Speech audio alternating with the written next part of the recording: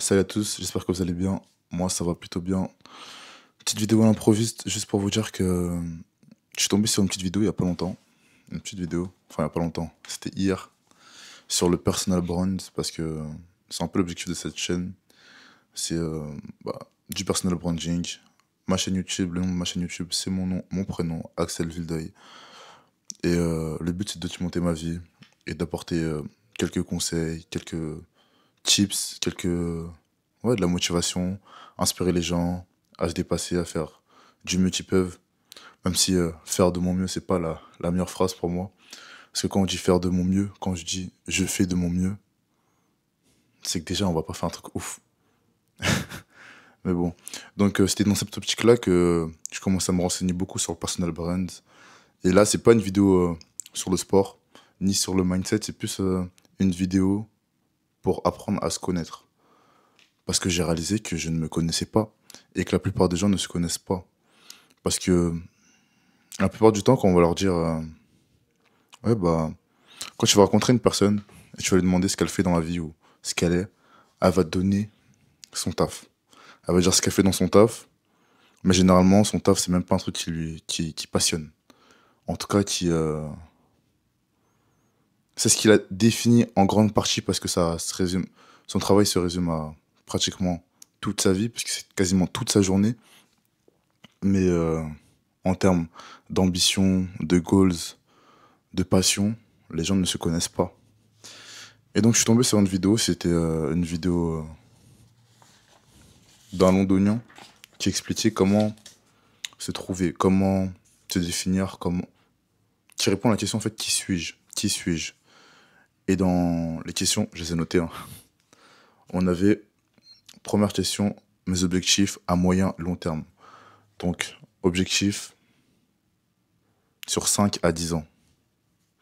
Et quand, on répond quand vous devez répondre à cette question, répondez pas seulement juste comme les gens aimeraient qu'on réponde, c'est-à-dire on s'en fout du regard des gens. Si vos objectifs, c'est des gros objectifs financiers, mettez-les.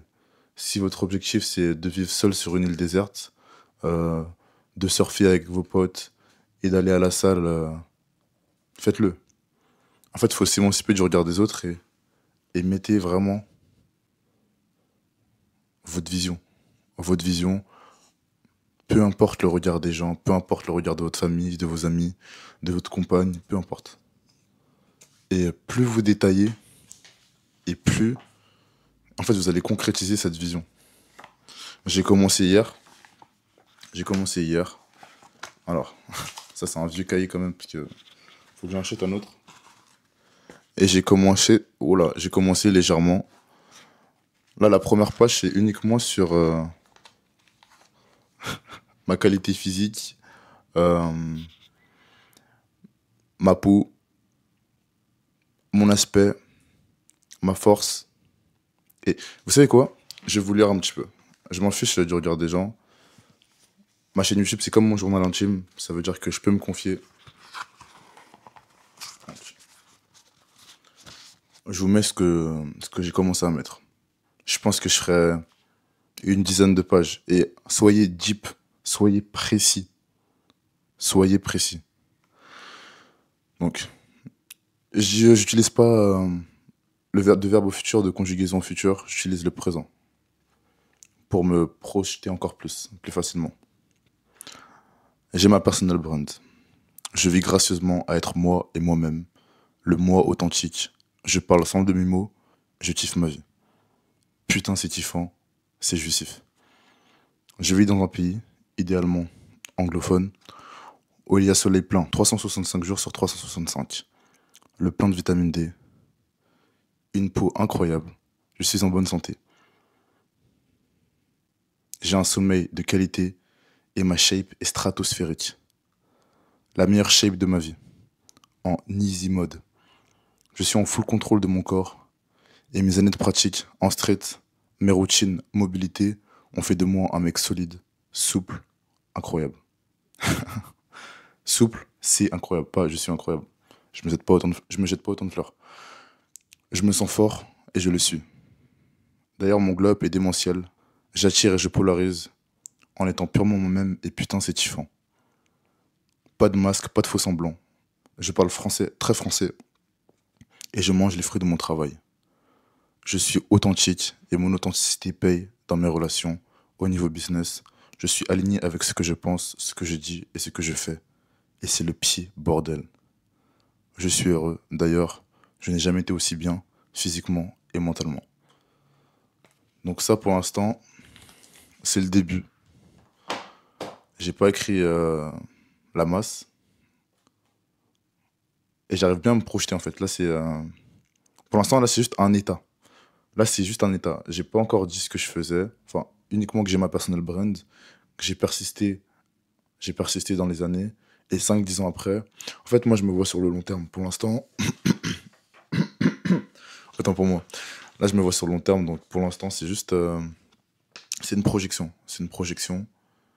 Et en fait, plus vous êtes deep, plus vous êtes concret, plus. En fait, faut que ça soit émotionnel aussi. Faut que vous vous projetiez, vous y mettez les émotions, vos états d'âme, comment vous serez psychologiquement, physiquement, mentalement, entouré de qui, dans quel pays, où, quel lifestyle, quelles habitudes, quels revenus. Et tout ça, en fait, faut le définir. Donc j'ai commencé et prenez du temps. Prenez du temps quand vous faites cet exercice, déconnectez-vous de tout, pas de téléphone, rien du tout, pas d'ordinateur, juste vous et votre carnet. Donc je vous note la liste des questions.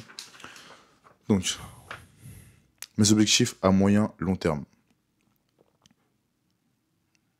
Où, où vous voyez dans 5 10 ans, c'est la même chose. Ma plus grosse défaite, mon plus gros échec, qu'est-ce que j'ai appris? Donc quand je parle de défaite et échec, on peut parler aussi du plus grand obstacle, de l'expérience qui vous a le plus marqué et qui vous a le plus appris. Bon, je vais pas vous dire, je vais pas tout vous exposer, ça je vais le faire, c'est plutôt personnel. Là pour l'instant, j'ai pas mis de détails super personnels, donc je vous l'ai dit, mais comme ça vous avez une petite idée de l'exercice en question. Qu'est-ce que je peux apporter au monde? Bien sûr de positif. À quoi ressemblerait mon niveau 10? Donc là, admettons que nous sommes au niveau 1. Quel serait toi, ton niveau 10 par rapport à aujourd'hui? Et là, quand on parle de niveau 10, on parle de peut-être de finance, on parle de shape, de physique, comment es-tu? On parle de mental, on parle de tout.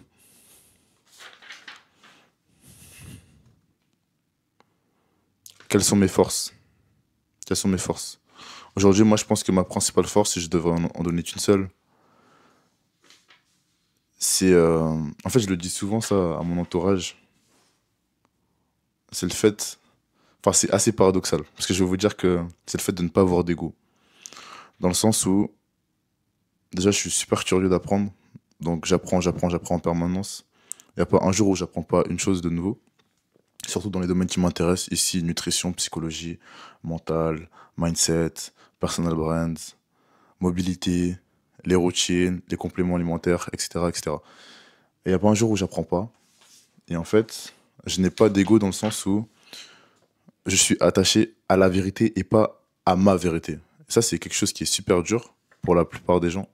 Je l'ai remarqué, c'est que quand on est attaché à une idée, à notre vérité, et que cette vérité s'avère fausse, il y en a beaucoup qui réagissent sur la défensive et qui rejettent la vérité. Ils sont dans ce qu'on appelle un déni, ou du moins, en fait, ils ont peur que leur identité...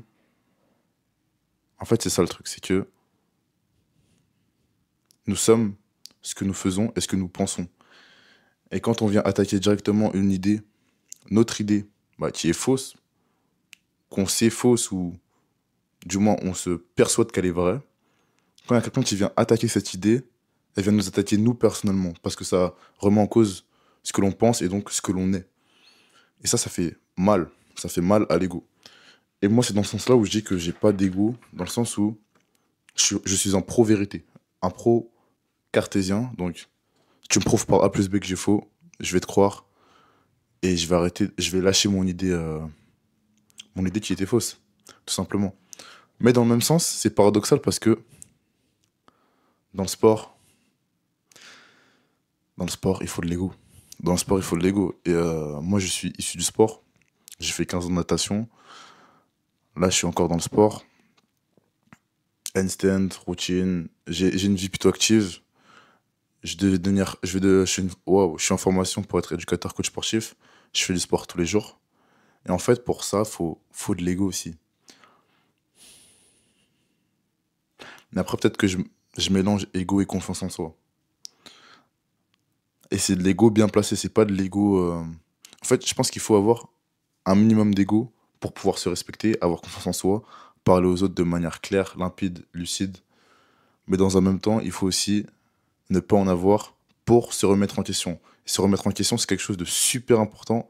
C'est quelque chose que je prône et c'est quelque chose que vous devrez faire.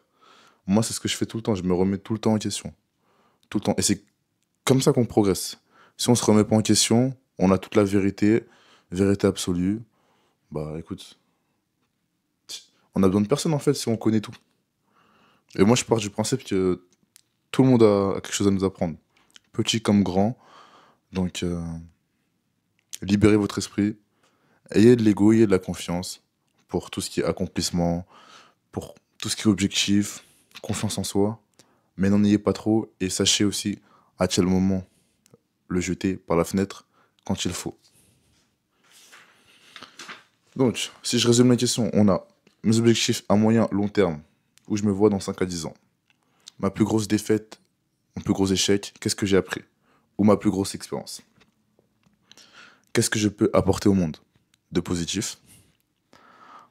À quoi ressemblerait mon niveau 10? Quelles sont mes forces? Qu'est-ce que j'apprécie à faire pour le fun? Ça, c'est une question dure.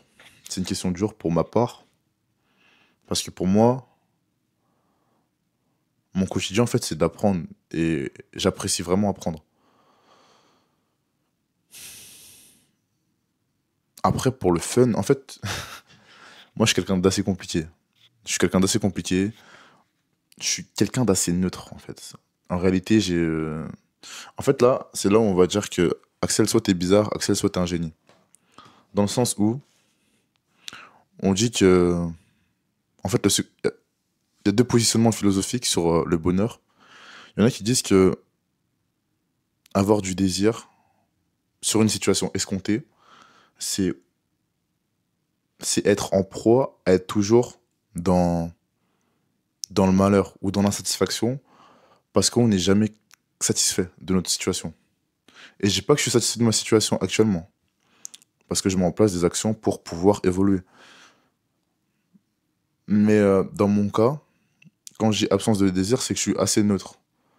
C'est que, par exemple, même pour mon anniversaire, on me demande quel gâteau je veux manger, je ne saurais pas quoi te répondre. Parce qu'en soi, tout me va, c'est l'attention qui compte.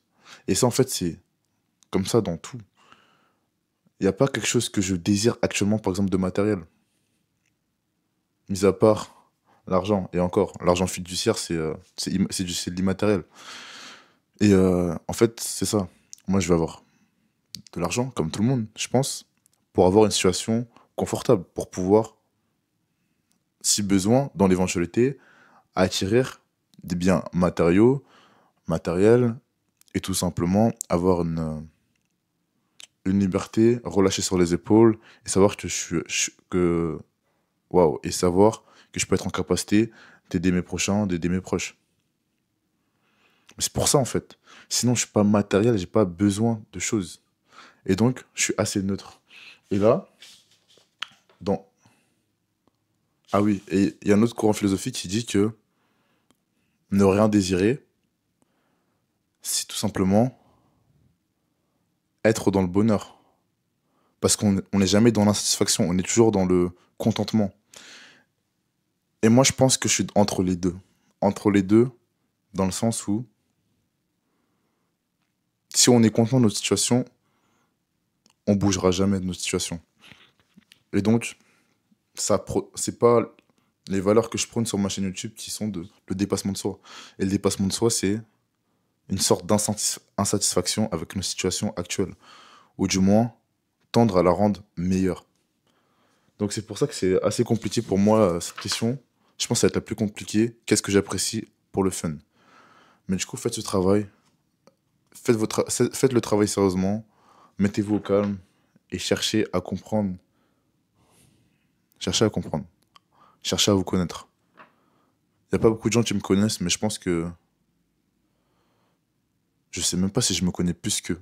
Parce que on croit se connaître, mais face à ces questions-là, si on va profond, tu vois, dans ces questions, si on les élabore, on se rend compte que finalement, on connaît pas grand-chose. On se connaît pas vraiment.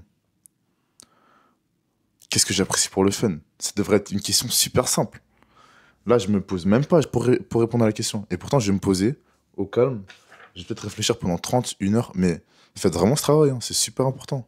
C'est super important. Bon, prochaine question. À quel moment de ma vie je me suis senti le plus en paix? À quel moment de ma vie je me suis senti le plus en paix? Et pourquoi? Dur, dur, dur. Dur, dur, dur. Et la dernière question, qu'est-ce que je déteste faire? Ça, je sais vaguement. Donc, je rappelle les questions, mes objectifs à moyen, long terme. Ma plus grosse dé... Oh là, ma plus grosse défaite, mon plus gros échec, qu'est-ce que j'ai appris? Qu'est-ce que je peux apporter à ce monde? À quoi ressemblerait mon niveau 10? Quelles sont mes forces? Qu'est-ce que j'apprécie faire pour le fun? À quel moment de ma vie je me suis senti le plus en paix? Et pourquoi? Qu'est-ce que je déteste faire? Et en bonus, si vous n'avez pas trop d'ego, quelles sont mes faiblesses? Et mes vraies faiblesses? Mes vraies faiblesses. C'est pas... Oui, je suis trop perfectionniste. Arrêtez, arrêtez. Arrêtez, arrêtez, arrêtez, arrêtez, arrêtez. Ok? Donc c'était à peu près tout. C'était le devoir que je vais faire cette semaine. Faites-le aussi. Essayez de vous connaître, essayez de vous apprendre. Et vous allez voir que l'exercice est plutôt dur. Et en fait, se connaître, c'est la première étape pour... En fait, c'est un état des lieux. C'est mettre à l'écrit, au clair, nos objectifs. Et en fait, une fois que vous avez tout écrit, vous le relisez régulièrement, si c'est possible tous les jours. Et vous allez être aligné. En fait, ça va être tout ce brouillard mental que vous avez dans la tête. Vous allez le poser sur le papier d'une manière claire. Et donc, ça va être limpide. Après, vous savez ce que vous devez faire.